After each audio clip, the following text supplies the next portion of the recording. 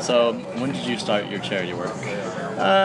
In 1992 in San Angelo, Texas, at MHMR Services for the Concho Valley. Okay. And how did you get started there? I just needed a job, and a better job than what I had was offered to me, so I took it. Okay. And how long did you work there? 8 years. Okay. And then in what year did you come to Presbyterian? I came to Presbyterian 8 years ago, so that would have been 2008. And I've been in various positions with Presbyterian, starting as a case manager and then as a program director and now a fundraiser. Okay. How much time do you typically spend there a week, would you say? With fundraising? Yes, sir. I would say, well, it's a 40-hour week job, but I do a lot of weekend work. So I probably, all in all, just the development process takes most of the week, 40 hours. So I do things like this, but then sometimes I have follow-up calls, thank you calls, developing new relationships and presentations and preparing for that. So most of my week is spent in fundraising.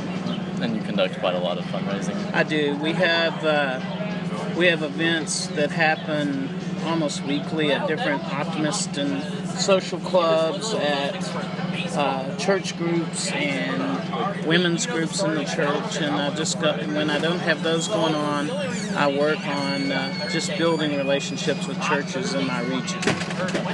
Now, during those fundraisers, do people ever come to you and say they want to volunteer, or do you ever seek out volunteers? We do both, and we encourage volunteers. It's difficult at times because the kids we serve are abused and neglected, and there's HIPAA rules that we have to abide by, and they're emotionally disturbed kids, so we have to make sure that the volunteers that we get match the needs that we have. But we always recruit volunteers. Now, what is it in a candidate that would make you not choose them or would turn you away from them? I would say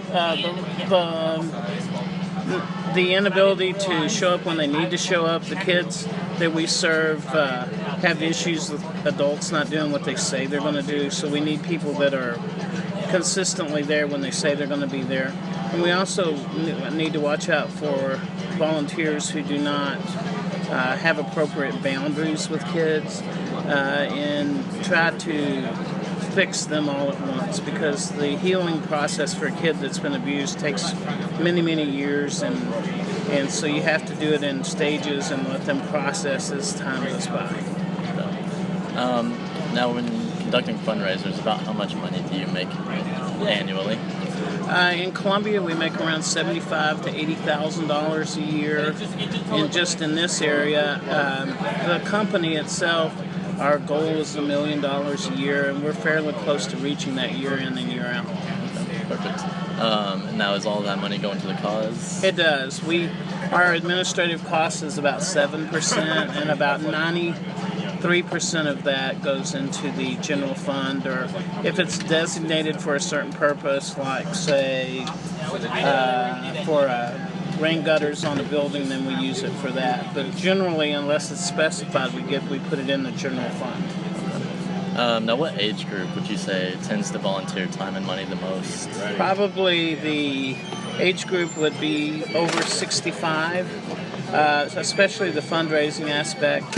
Volunteers, we may get some people in their late 50s, but generally that older population are the ones that are more willing and able to do that for a couple of reasons. One, they have the financial resources to be able to do that, and frankly, the time.